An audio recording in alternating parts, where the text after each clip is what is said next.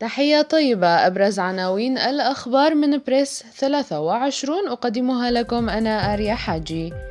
مسؤولون يناقشون الإعلان عن الفيدرالية في روجافا شمال سوريا.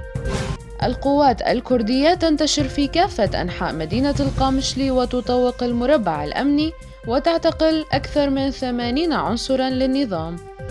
سيرجي لافروف إن قصف تركيا لسوريا يقوض اتفاق الهدنة. الجعفري يطلب من محمد علوش كبير هيئة المفاوضين حلاقة ذقنه قبل البدء بالمفاوضات.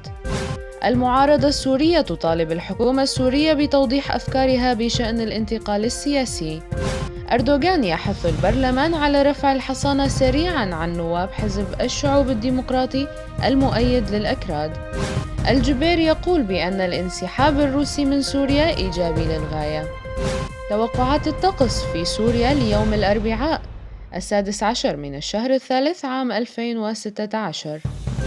وأسعار العملات الأجنبية والذهب مقابل الليرة السورية ليوم الأربعاء بتاريخ 16 من الشهر الثالث من عام 2016.